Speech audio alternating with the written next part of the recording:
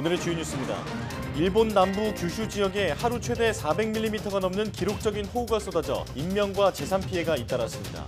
미국 동북부 버몬트주에서도 역대급 홍수가 발생해 최대 6조 원의 피해가 발생했습니다.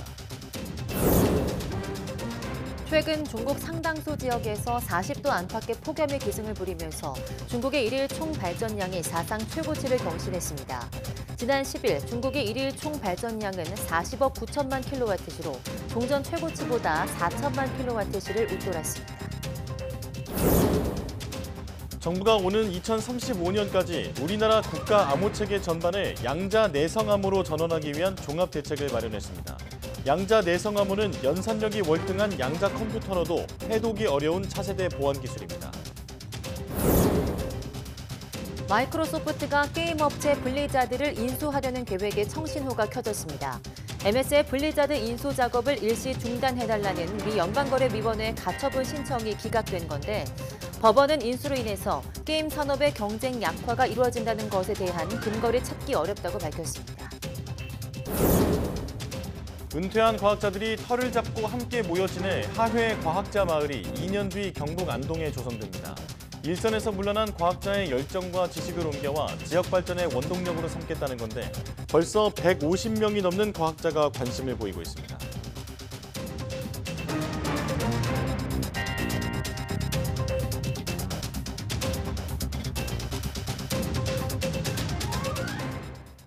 여러분 안녕하십니까? 사이언스 투데이 시작합니다. 지난해와 같은 수해 피해를 반복하지 않겠다며 극한 호우 때 기상청이 직접 보내는 재난 문자가 처음 발송됐습니다. 피해가 예상되기 때문에 사전에 주의를 당부하는 취지인데 문자가 발송될 때 일부 혼선도 있었습니다. 오종훈 기자입니다.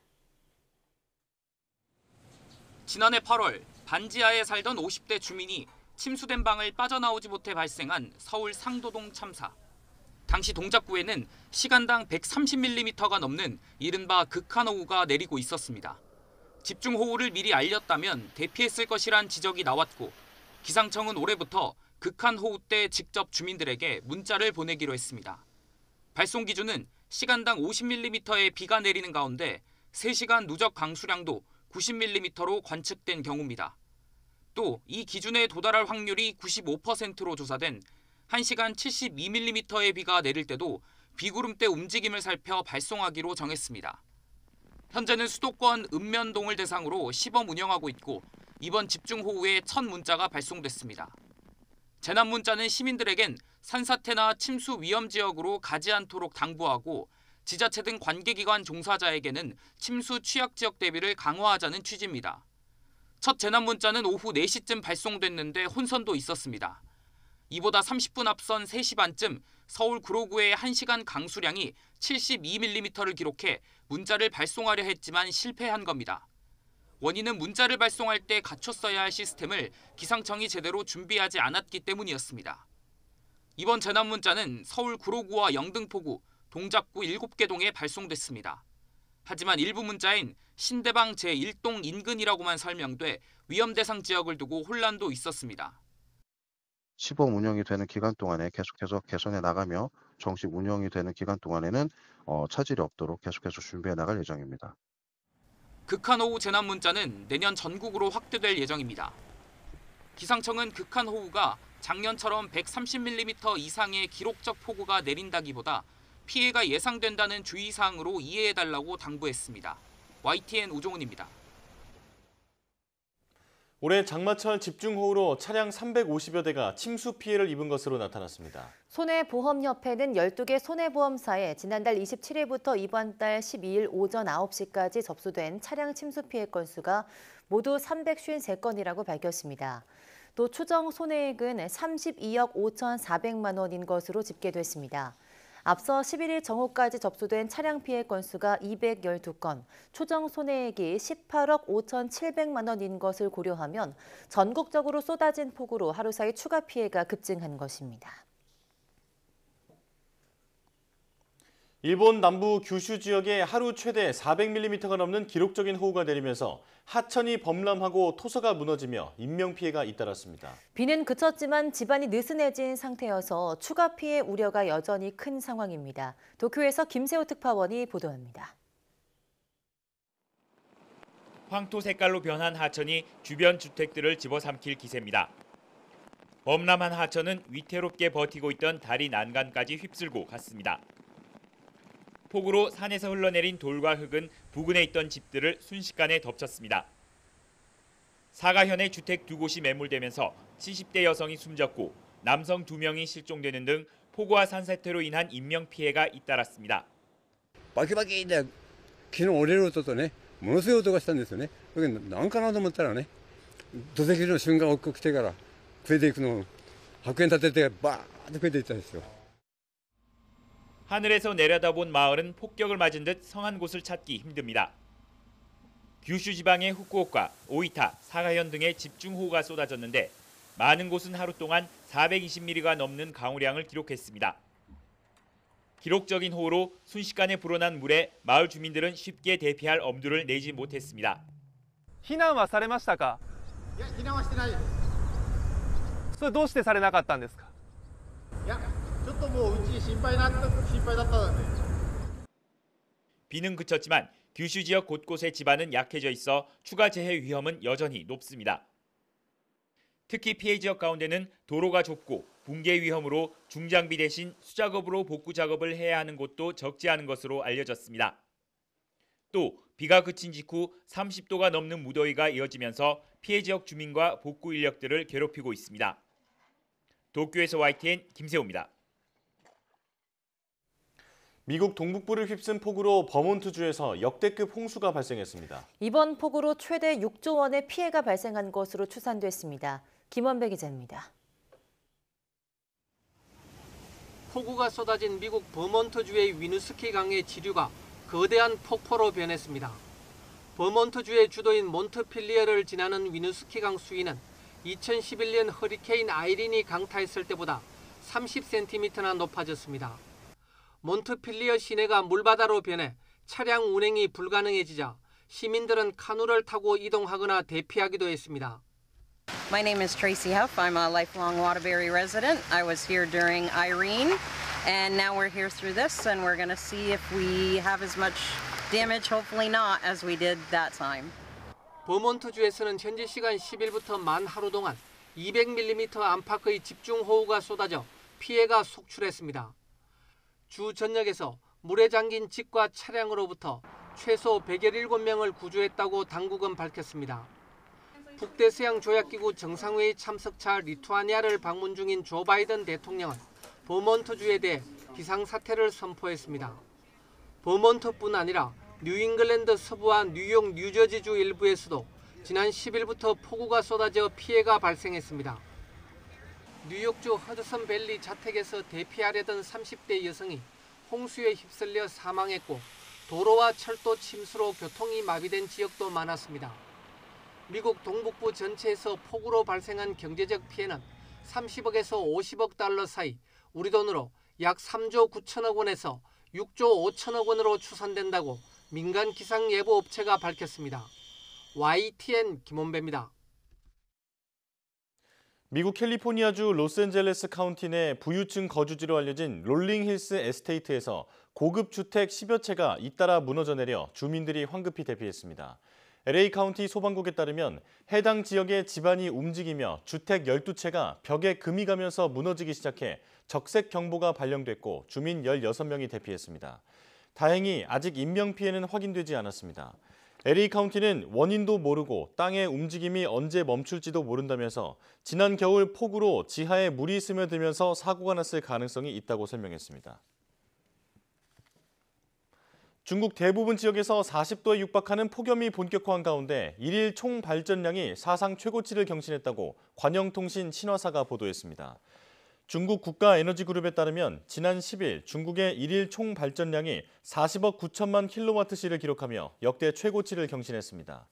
이는 하루 전보다 2억 1천만 킬로와트시 증가한 것이며 종전 최고치와 비교해 4천만 킬로와트시 늘어난 겁니다.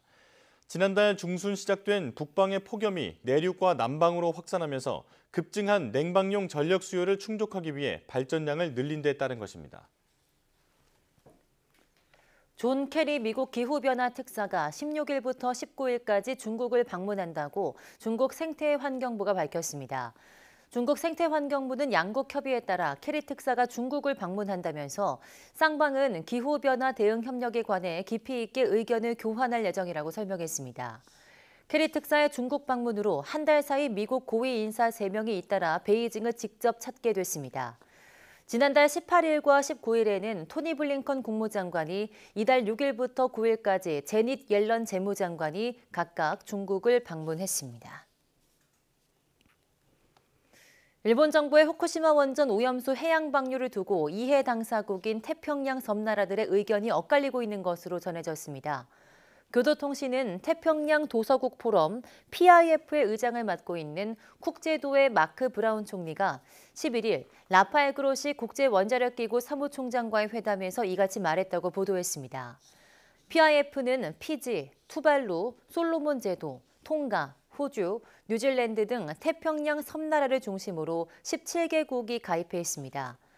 올해 초까지도 PIF는 일본의 오염수 해양 방류가 태평양 섬나라들의 경제 기반이자 세계 참치의 주요 공급처인 어장에 큰 영향을 미칠 수 있다며 적극적인 반대 움직임을 보였습니다. 하지만 하야시 요시마사 외무상이 PIF 회원국을 방문하고 일부 섬나라 정상을 일본으로 초청하는 등 외교적 노력을 강화하면서 일부 섬나라에서는 기류 변화도 나타났다고 교도통신은 전했습니다.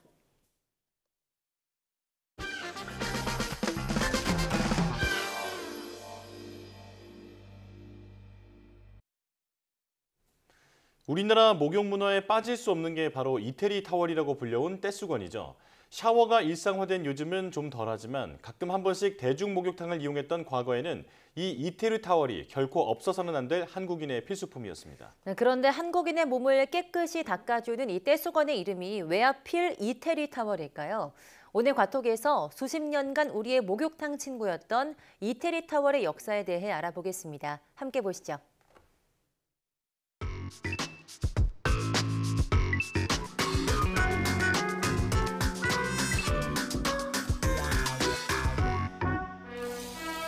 여러분 안녕하십니까?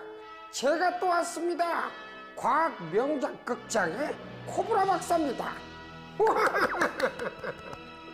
자, 오늘은 제 얼굴이 뭐 약간 우유빛깔로 보이지 않나요?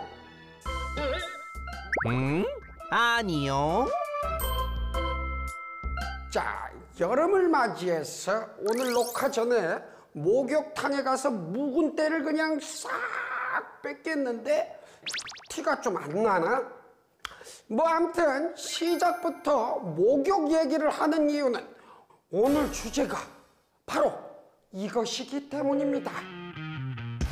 이태리 타월의 발명 이야기.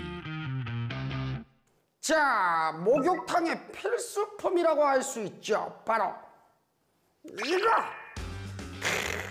이태리 타월. 근데 이 이태리라는 말이 무색하게도 이태리 사람들은 이걸로 때를 안 밉니다. 이 타월은 우리나라의 발명품이죠. 자, 그렇다면 이태리 타월이라는 이름이 붙은 이유는 뭘까요? 지금부터 만나보시죠. 1962년 부산. 수건 사 있어. 수건 사 있어. 이 고급진 수건, 부드러운 수건 다양하게 준비되어 있습니다. 수건 사 있어. 에? 부산에서 직물 공장을 하던 김필곤 씨는 수건을 만들어 판매하고 있었는데 아이고 김 사장님. 아이고 우리 사장님 나오셨습니까? 뭐 때문에 오셨는겨? 아, 네 항상 쓰던 걸로 챙겨 주이소. 아, 그러면 이번에는 그 항상 사장님이 쓰시던 거 말고 이거 어떻습니까? 이게 이번 우리 공장에 새로 나온 신상인데 이게 아주 부드럽고 기존 수건하고 차원이 다르다 아닙니까? 만져보이소. 뭐 잘 모르겠는데. 아니 뭐 수건이 다 거기서 거기지 뭐. 내가 항상 쓰던 거 주이소. 아, 예, 알겠습니다. 예, 여기 있습니다. 좋네. 그럼 바이바이. 예. 진짜 저 인간 진짜. 뭐 수건이 뭐 다 거기서 거이라고? 두고 봐. 내 진짜 엄청난 수건 만들었어. 깜짝 놀라게 해줄라니까. 그렇게 최고의 수건을 만들기 위해 의욕을 불태웠던 그날부터 새로운 수건 소재를 찾기 위해 연구가 이어졌는데 이도 아니야 이거. 더 부드럽고 산뜻하면서 가볍고 뭐 그런 느낌의 천은 없나?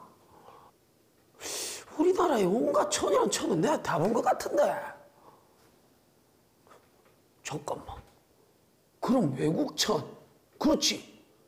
이태리 천을 찾아볼까? 패션의 본고장이라고 불리는 이탈리아. 당시에도 이탈리아는 세계인의 옷을 만든다고 할 정도로 의류와 섬유 산업이 크게 발전한 곳이었는데 김필곤 씨는 이탈리아에서 새로운 수건 소재를 찾아보기로 했다. Pronto? buongiorno. I'm 태곤 김.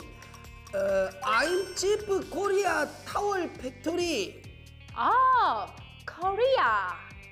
네, 맞습니다. I need new towel. 그러니까 그 새로운 소재. Something new do you have? Something new.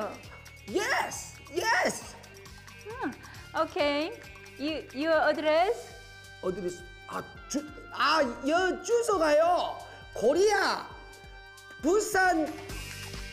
그렇게 우여곡절 끝에 이탈리아에서 새로운 천을 수입하게 됐는데 그렇게 얼마 후 이게 뭐야 이게? 천이 왜 이래 이거? 막상 도착한 새로운 천은 기대했던 것과는 매우 달랐다. 이게 부드럽기는커녕 완전 뻣뻣하고 이 거칠거칠하고 그러네. 이걸로 얼굴 닦았다가는 잠깐 닦아볼까? 아우 아파. 이걸로 닦다가 이거 얼굴 다 껍덕 나가 붙겠네. 그 이태리 아줌마 그 손 사기꾼 아니야? 그가 수입한 천은 비스코스 레이온이라는 원단이었는데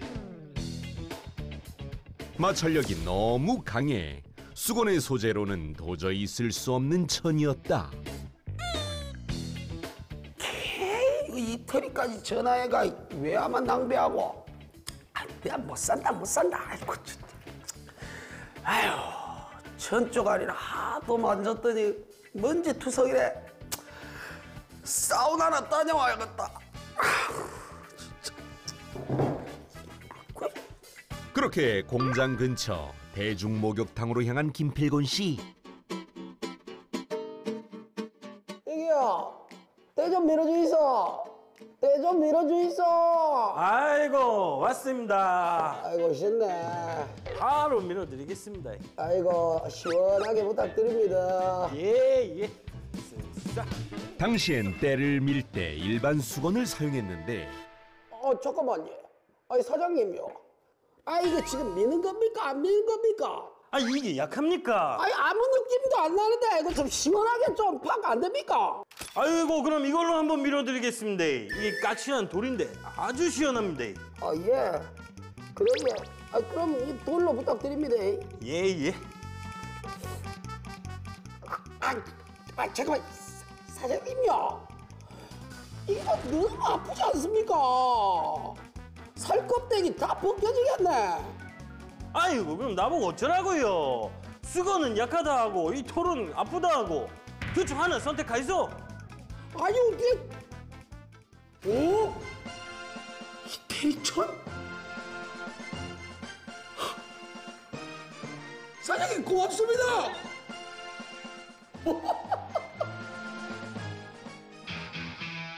서둘러 공장으로 들어간 그는 수입한 비스코스 레이온을 만져봤는데 그래, 내 생각이 맞았어. 이게 수건으로 쓰기는 거치지만 다시 한번 해볼까? 시원해. 때를 밀기에는 아주 적당한 마찰력을 가졌어. 그래, 이걸로 때밀이 수건을 만드는 거야? 그렇게 김필곤 씨는 수입한 원단으로 때를 밀 수 있는 장갑형 타월을 만들었고 관련 특허까지 출원했는데 아이고 사장님, 이거 뭡니까? 이거 뭐 주유개가 따로 없네 얘. 와야, 잘 밀립니까?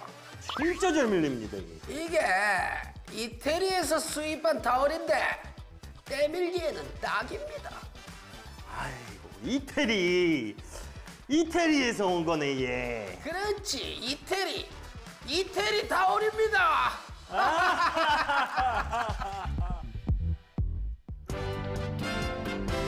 이태리 타월은 출시와 함께 선풍적인 인기를 끌었고 우리나라 목욕 문화의 새로운 패러다임을 일으켰다. 여보세요?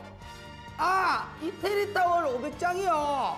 예, 알겠습니다. 예. 예. 700장 더요? 예, 알겠습니다. 예. 지금도 막 엄청 찍어내고 있으니까 걱정 마 있어. 예. 불티나게 팔려나간 이태리 타월 덕분에 그는 엄청난 부를 쌓게 됐는데 당시 수익으로 부산의 큰 호텔 2곳을 인수할 수 있을 정도였다. 잘못 가져온 원단으로 목욕 문화의 새로운 붐을 일으킨 김필곤 씨의 이태리 타월. 위기 속에서 기회를 찾은 대표적인 예가 아닐까. 정말 때밀이로 떼돈을 번 이야기군요. 지금은 특허 기간이 만료돼서 누구나 이태리 타월을 만들 수 있다고 하는데요. 이게 해외에서도 아주 인기고 이탈리아가 이태리 타월을 역수입하기까지 한다고 합니다. 암튼 우리나라 발명품이 잘 나가고 있다니 저 코브라 박사 역시 기분이 너무너무 좋습니다. 자, 그럼 저는 다음 주에 또 오도록 하겠습니다. 여러분, 안녕!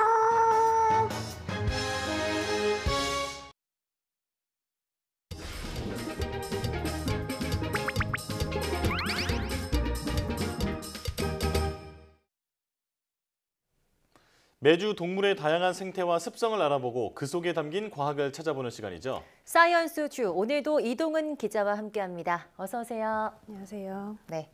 저희가 지난주에 판다에 대한 이야기를 나눠봤는데요. 아이바오가 얼마 전에 자연번식으로 쌍둥이를 낳았다는 소식을 전해드렸습니다. 그 소식 전해드리면서 괜히 더 반가운 그런 마음이 들었습니다. 네. 이번 주는 어떤 동물을 만나볼까요? 네, 오늘은 이 동물원 하면 우리가 대표적으로 떠올릴 수 있는 동물 중에 하나입니다. 코끼리에 대해서 이야기를 나눠볼까 하는데요. 얼마 전에 흥미로운 연구 결과가 있었어요. 네. 이 코끼리들이 매일 똑같은 풀이나 나무를 먹는 것 같지만 사람처럼 이 메뉴를 바꿔가면서 식사를 한다, 이런 내용이었습니다. 이 미국이 이끄는 국제 공동연구팀이 케냐 국립공원에 있는 두 그룹의 코끼리 가족을 대상으로 조사를 해봤는데 연구팀은 이 유전자 기법으로 코끼리의 분변과 체모를 분석을 하고요. 또 GPS로 이동 경로를 추적해봤습니다. 그 결과에 코끼리들이 즐겨 먹는 식물이 한 70% 정도는 아카시아과 식물이나 콩과 식물, 또 국화과 식물들이 대부분이었습니다. 그런데 같이 저녁을 먹었지만 코끼리 개체별로 좀 차이가 있었는데요. 대부분의 코끼리가 보통 이 60종에서 70종의 식물을 먹은 반면에 137종에 달하는 식물을 골라 먹은 개체도 있었고요. 또 임신한 코끼리의 경우는 사람의 경우처럼 먹이의 종류가 좀 다양해진다거나 또 이 무리 내에서 사회적 지위에 따라서 식물의 종류가 좀 달라진다거나 이런 결과가 나왔습니다. 네, 굉장히 신기하네요. 그러니까 이게 같은 날 같은 곳에서 저녁을 먹어도 개체별로 다른 식물을 골라 먹는다는 거죠? 네, 맞습니다. 이 각자의 선호도라든가 또 몸 상태에 따라서 자신이 원하는 필요한 먹이를 골라 먹는다는 건데 이 때문에 이 다양성이 있어서 이 코끼리가 무리 내에서 특별히 먹이 경쟁이 일어나지 않는다고 합니다. 네, 그렇군요. 자, 먹이를 필요에 따라서 골라 먹을 수 있다는 것 자체가 코끼리가 상당히 똑똑하다는 얘기겠죠? 네, 맞습니다. 코끼리는 지능이 아주 높은 동물 중에 하나입니다. 보통은 이 서너 살 정도 어린아이의 지능을 가졌다고 하는데 특히 장기적인 기억력이 뛰어납니다. 그래서 네. 이 어렸을 때 경험이나 다른 코끼리와의 관계를 오랫동안 기억한다고 하는데 사람도 한 번 만나고 나면 냄새를 기억을 해서 다시 만났을 때 기억을 할 수가 있다고 합니다. 네. 사실 코끼리가 덩치가 커서 좀 둔한 동물이라고만 생각을 했는데 네. 이렇게 똑똑하다니 참 신기합니다. 자, 근데 보기와 달리 정말 영리한 동물이군요. 네, 그렇습니다. 오히려 이렇게 덩치가 큰 것이 지능과도 좀 연관이 될 수 있는데 코끼리의 뇌가 지구상의 어떤 육상 동물보다도 크고 무겁습니다.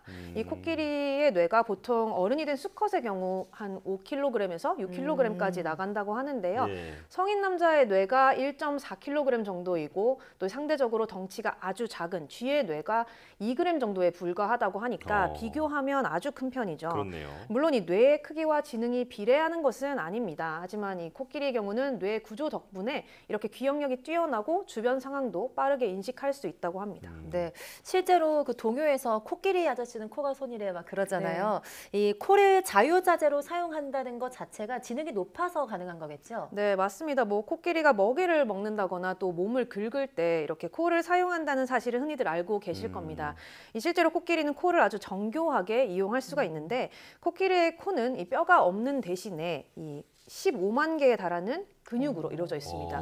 근육 세포들이 아주 촘촘하게 연결되어 있기 때문에 섬세하고요. 또 이 코끝을 정교하게 움직일 수 있어서 정말 사람의 손처럼 쓸 수가 있는 거죠. 네. 이 얼마 전에는 코끼리가 코를 이용해서 바나나 껍질을 까먹는 모습이 화제가 되기도 했는데 화면으로 한번 만나보시겠습니다. 이 보고 계시는 코끼리가 독일 베를린 동물원의 팡파라는 아시아 코끼리입니다. 이 보통 코끼리가 바나나를 주면 통째로 이렇게 집어 먹는다고 하는데 그렇죠. 네, 이 팡파 같은 경우는 껍질을 이렇게 벗겨 먹는 것을 볼 수가 있습니다. 네. 실제로 이 팡파가 이 바나나 껍질을 벗겨서 먹기까지의 시간을 한번 재봤더니 사람이 이렇게 바나나를 껍질을 벗겨서 먹기까지 평균 89초 정도가 걸리는 반면에 네, 이렇게 팡파는 22초 만에 바나나를 먹는데 성공을 했다고 합니다. 네. 그 코끼리들이 보통 껍질 채로 먹는다고 하셨는데요. 팡파는 왜 껍질을 까서 먹는 걸까요? 네, 이 연구팀이 자세히 봤더니 팡파가 이 노란색이나 초록색에 파란색에 익지 않은 바나나는 그대로 먹었고요. 네. 껍질이 갈색으로 변한 익은 바나나의 경우는 이렇게 벗겨 먹었다고 합니다. 심지어 완전히 익어서 전체가 갈색으로 변한 바나나의 경우는 거부하기도 했는데 이 아무래도 잘 익은 바나나가 껍질을 쉽게 벗길 수 있기 때문이기도 하고요. 또 이 갈색 껍질에서 코끼리가 싫어하는 맛이 날 수도 있기 때문이라고 합니다. 네. 또 이 팡파가 이렇게 바나나 껍질을 벗길 수 있는 것은 따로 교육을 받은 게 아닌데요. 어린 시절에 자신을 키우던 이 사육사가 껍질을 벗겨서 주는 것을 보고 스스로 관찰을 해서 학습한 결과라고 합니다. 네, 우리도 바나나가 껍질은 맛이 없고 속살이 맛있으니까 까서 먹는 건데 코끼리가 그렇게 할 수 있다니 정말 놀랍습니다. 네. 자, 그리고 우리가 코끼리와 관련된 어떤 격언 중에 그 작은 말뚝에도 매여 있는 그런 모습을 보면서 코끼리의 족쇄라는 말을 하잖아요. 근데 이것도 어떻게 보면 코끼리가 머리가 좁기 때문에 나온 말인 것 같아요. 네, 그렇죠. 이 말씀하신 대로 이 서커스에서 코끼리로 공연을 하기 위해서 이 어린 코끼리들을 족쇄를 채워서 말뚝에 묶어 놓습니다. 네. 코끼리는 뭐 여러 번 도망치려고 노력을 하다가 안 된다는 것을 알고 결국은 포기하게 되죠.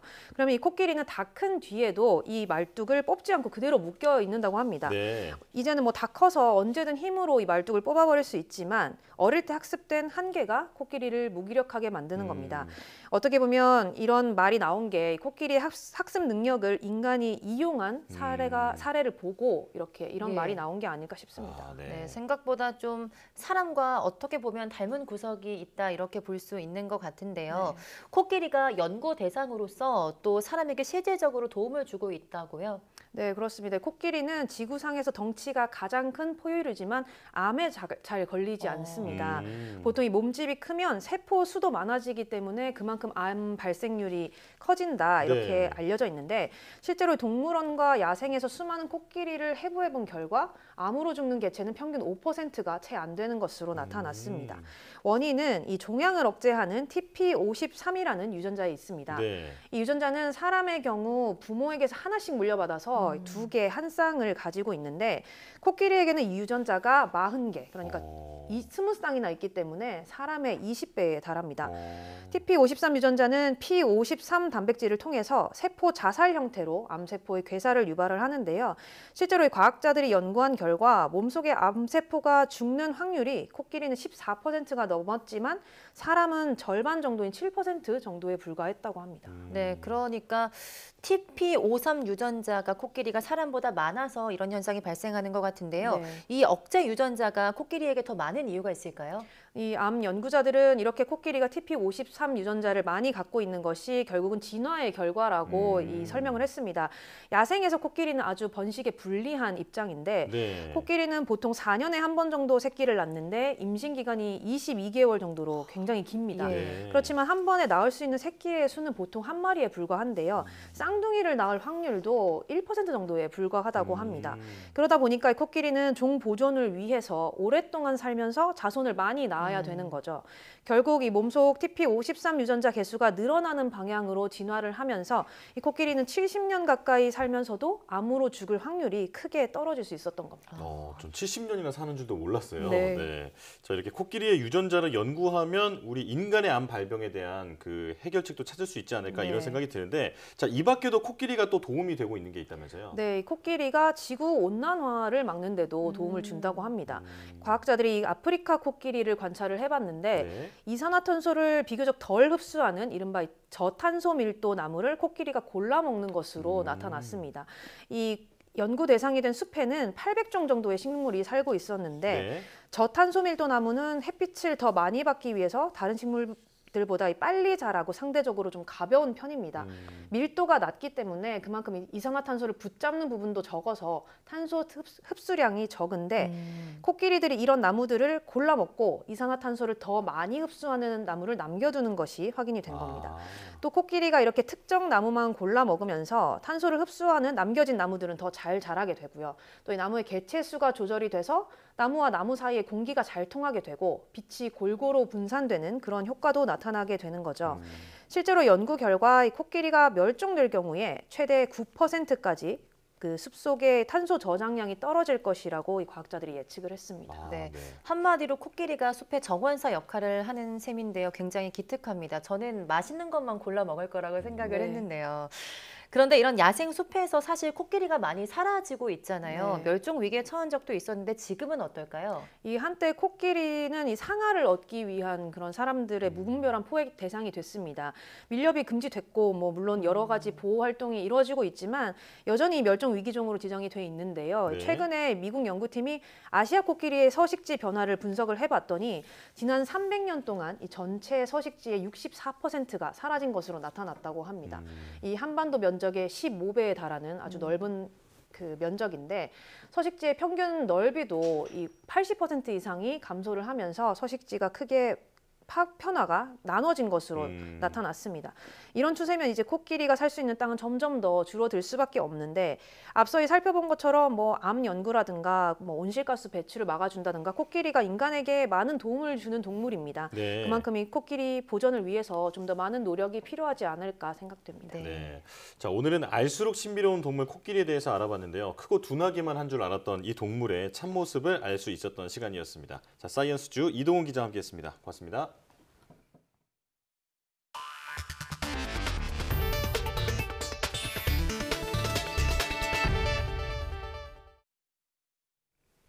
TV 수신료와 전기요금을 분리징수하는 법안이 국무회의를 통과하면서 이제부터는 TV 수신료 2,500원을 빼고 전기요금을 낼 수 있습니다. 한전은 전기요금만 내더라도 단전 등 강제 조치를 하지 않을 방침입니다. 보도에 박홍구 기자입니다.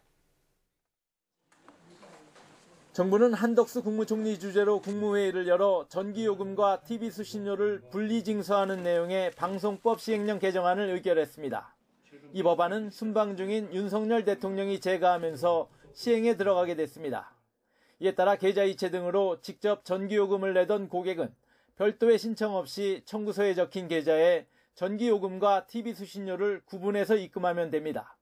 고객이 전기요금만 납부하면 TV 수신료는 미납 처리됩니다.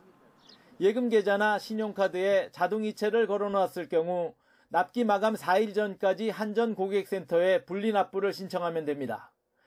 TV 수신료 납부용 별도 계좌는 다음 달 초에 SMS로 일괄 발송될 예정입니다. 전기요금과 TV 수신료가 관리비에 합산되는 대단지 아파트는 개별 세대가 관리사무소에 분리납부를 신청해야 합니다. 한전은 관리사무소 등에 협조를 요청할 계획이지만 시행에는 다소 시간이 걸릴 전망입니다. 시행령이 바뀌었어도 TV를 가진 전기 사용자는 수신료를 내야 할 의무가 있지만 한전은 수신료를 내지 않더라도 단전 등 강제 조치에 나서진 않을 방침입니다. 현행 통합징수체계의 틀 안에서 분리납부도 가능하게 한 과도기는 두세 달 정도가 걸릴 전망입니다. 이후 이르면 10월부터는 TV 수신료와 전기요금이 완전히 별도의 고지서로 분리징수됩니다. 하지만 징수 비용 등을 놓고 한전과 KBS 간에 분쟁이 벌어질 수도 있습니다. KBS는 수신료 분리징수로 사회적 혼란과 국민 불편이 가중될 것이라며 헌법 소원을 내겠다고 밝혔습니다.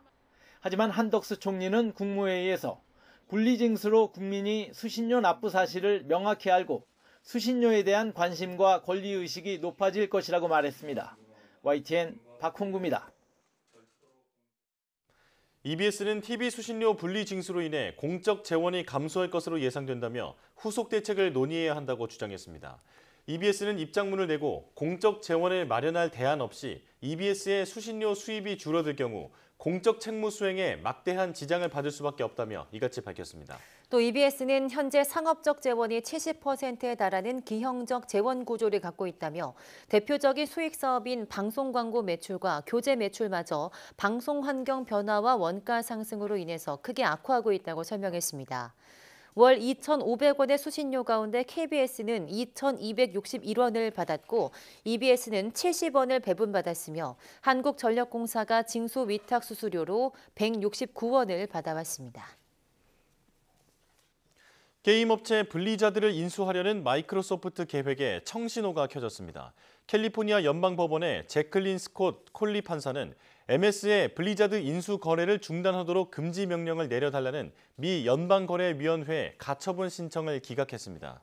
콜리 판사는 결정문에 MS의 블리자드 합병이 클라우드 게임 시장 등에서의 경쟁을 실질적으로 감소시킬 가능성에 심각한 의문이 제기되지 않는다고 썼습니다. 브래드 스미스 MS 부회장은 성명에서 빠르고 철저한 결정을 내려준 법원에 감사하다며 규제 당국의 우려를 해소하기 위해 협력적으로 일할 것을 약속한다고 밝혔습니다. 반면 연방거래위 측은 이번 합병이 게임업계에 미칠 명백한 위협을 고려할 때 이번 결과는 실망스럽다며 시장 경쟁과 소비자 보호를 위한 싸움을 계속하기 위한 계획을 곧 발표할 것이라고 말했습니다. 미국에서 팔린 기아 차종에서도 주행 중 동력 상실 신고가 접수됐습니다. 미국 도로교통안전국은 EV6 동력 상실 관련 신고를 11건 접수해 조사에 착수한 사실을 지난 8일 공개했습니다.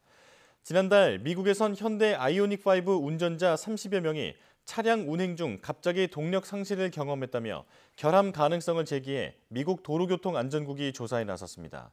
기아 미국 법인은 국내와 마찬가지로 소프트웨어 업데이트와 통합 충전 제어 장치 교체를 진행하겠다고 밝혔습니다. 지난 3일 YTN은 국내에서 판매된 현대차, 기아 4개 차종의 주행 중 동력 상실 신고 건수 34건 가운데 EV6가 26건이라는 내용을 보도했습니다.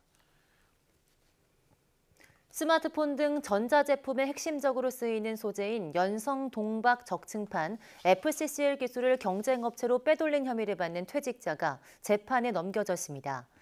대전지방검찰청은 첨단 소재 전문 기업에서 퇴직한 50대 남성 A씨, 기술을 빼돌린 경쟁업체 관계자 3명과 법인을 부정경쟁 방지법 위반 등 혐의로 재판에 넘겼습니다.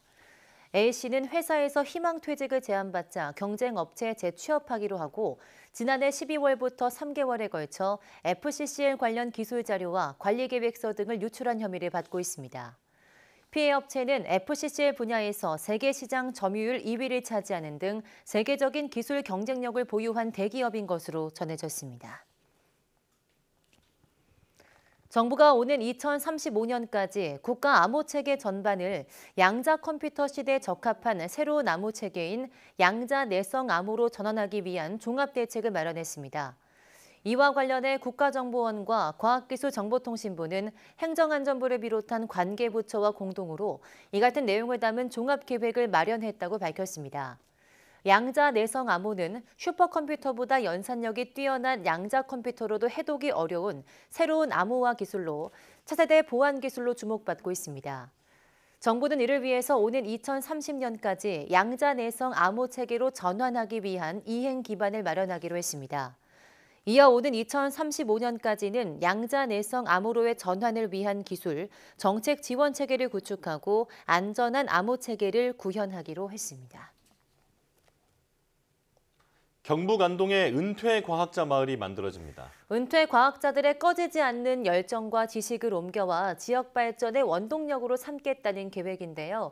이윤재 기자가 취재했습니다. 호수가 내려다 보이는 너른 땅.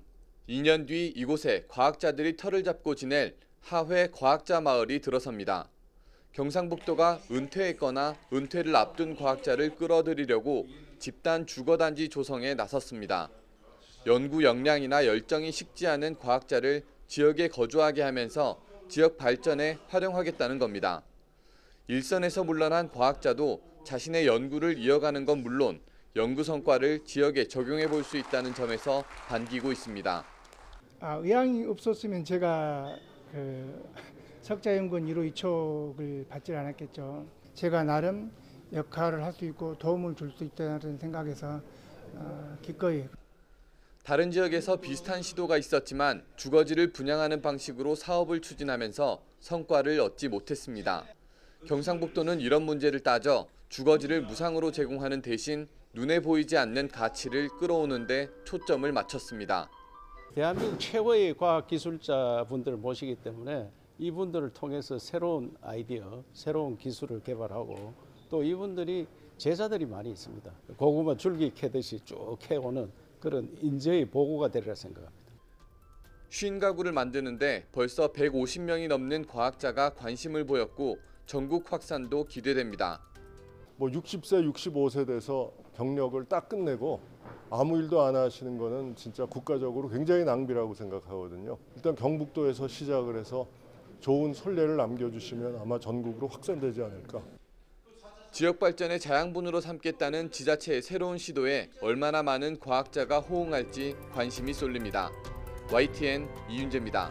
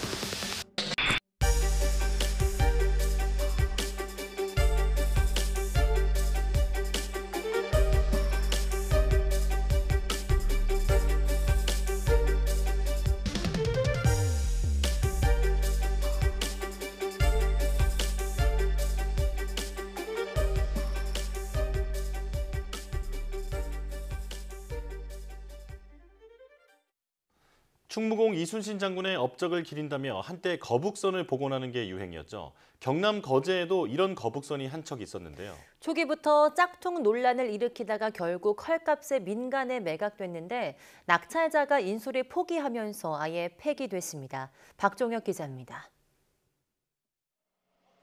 거북선 용머리가 부서진 목재 더미 위에 나뒹굽니다. 지난 2011년 경남도가 이순신 프로젝트에 따라 16억 원을 들여 만든 거제 거북선입니다. 12년 만에 폐기 절차에 들어갔습니다. 국내산 금강송을 사용해 원형으로 복원한다고 했지만 80%는 값싼 외국산 나무가 들어갔습니다. 이 때문에 짝퉁 논란이 불거졌습니다. 여기에 썩고 뒤틀리며 보수 비용만 1억 5천만 원이 투입되면서 애물단지로 전락했습니다. 거제시는 매각하기로 했지만 단돈 154만 원에 낙찰되면서 헐값 매각이라는 비난도 일었습니다. 낙찰자가 인수를 포기하면서 결국 폐기하게 된 겁니다. 목재는 잘게 부숴서 우리 삼천포 가륵받은소로 아마 가게 될 것 같고요. 고철은 상위 팔아서 그 비용만큼의 설거 비용을 상쇄할 계획입니다. 시민들은 예산 낭비라며 입을 모읍니다. 아니 마음이 안 좋지. 저게 뭐 하는 짓인가 몰라. 그리고 세금 뜯어가 저 짓을 하고 있으니. 제대로 만들었으면 이렇게 세금 낭비도 없고 그랬을 텐데 이게 다 만들어 놓고 다시 망가뜨려야 돼서 되게 안타깝고 슬픈 것 같아요. 이른바 충무공 열풍에 만들어졌다가 쓰레기로 소각되는 운명을 맞은 거제 거북선. 유행에 영합한 충무공 파리가 세금 낭비로 이어졌다는 비판을 피하기 어려워 보입니다. YTN 박종혁입니다.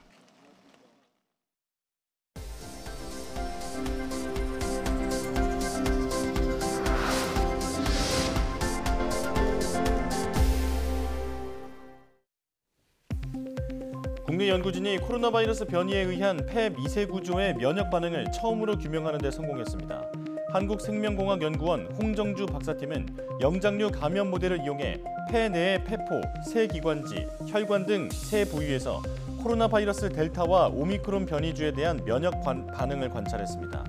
그 결과 변이에 의한 항원 변화가 있음에도 변이주에 의해 유도되는 면역 반응 메커니즘은 비교적 일관적이며 세기관지 부위에서 제한적으로 유전자 발현이 다르게 나타났습니다. 연구팀은 다만 델타의 경우 세기관지에서 면역 반응이나 세포 손상 반응에 관여하는 일부 유전자가 오미크론 감염 때보다 높게 발현된다는 것을 공간 전사체 분석을 통해 확인했다고 덧붙였습니다. 인공지능이 쓴 글을 찾아내는 GPT 탐지기 대부분이 비원어민의 글을 AI가 쓴 것으로 판단하는 경향이 있어 사용에 주의가 필요하다는 지적이 나왔습니다. 미국 스탠퍼드대 연구팀은 토플 응시자의 에세이 91편과 중학교 2학년에 해당하는 미국 학생들의 에세이 88편을 GPT 탐지기 7가지로 검사한 결과 미국 학생들의 에세이는 5.1%만 AI가 작성한 것으로 잘못 평가한 반면 비원어민 에세이 61.3%를 AI가 작성한 것으로 오판했다고 밝혔습니다. 연구팀은 GPT 탐지기 알고리즘이 얼마나 복잡하고 어려운 단어가 사용됐는지에 따라 난해성 점수를 부여하는 방식으로 작동한다며 일반적인 단어를 사용하면 AI가 생성한 텍스트로 평가될 가능성이 크다고 설명했습니다. 인간이 지구 환경을 바꿔놓은 지질 시제를 뜻하는 인류새의 표본지로 캐나다 온타리오주의 크로퍼드 호수가 선정됐습니다. 35명의 지질학자로 구성된 인류새 워킹그룹은 투표를 통해 9개의 후보지 중 퇴적물의 인류 핵실험 흔적이 남아있는 크로퍼드 호수를 인류새 표본지, 즉 국제 표준 층서 구역으로 선정했다고 밝혔습니다. 크로퍼드 호수는 호수 퇴적물에서 플루토늄과 같은 핵폭탄 실험에 대한 화학적 흔적이 뚜렷하게 드러나며 이를 연간 단위로 표본 조사를 할 수 있는 곳입니다. 인류새 워킹그룹은 이번 여름 국제층서위원회 산하 제4기 층서소위원회에 인류새를 공식화하기 위한 제안서를 제출할 예정이며 인류새에 대한 최종 결정은 내년 8월 부산에서 열리는 세계 지질과학 총회에서 정해집니다. 이달의 과학기술인장 7월 수상자로 카이스트 바이오 및 뇌공학과 최정균 교수가 선정됐습니다. 최 교수는 인공지능을 활용해 암 백신과 세포치료 등 차세대 면역 항암 치료 대상을 발굴하고 이를 손쉽게 활용할 수 있는 웹 서비스 딥네오를 구축하는 등 실용화를 위한 노력한 공로를 인정받았습니다. 이달의 과학기술인상은 우수한 연구개발 성과로 과학기술 발전에 공헌한 연구자를 매달 선정해서 주는 상으로 수상자에게는 과학기술정보통신부 장관상과 상금 1,000만 원이 수여됩니다.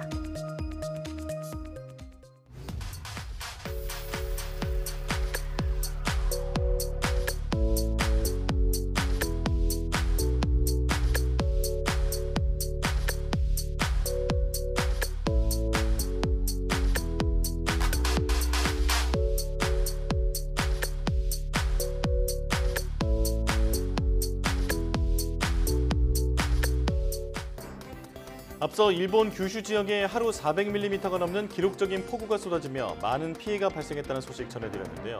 이런 엄청난 양의 비를 퍼부었던 장마 전선이 우리나라를 향할 것으로 보입니다. 네, 이제 진짜 장마가 시작되는 건데요. 앞서 우리나라에 내린 집중호우보다 더 강력한 물폭탄이 쏟아질 것으로 우려되는 만큼 배수구 점검과 함께 축대 붕괴 등에 철저히 대비하셔야겠습니다. 뉴스 마칩니다. 시청해주신 여러분 고맙습니다.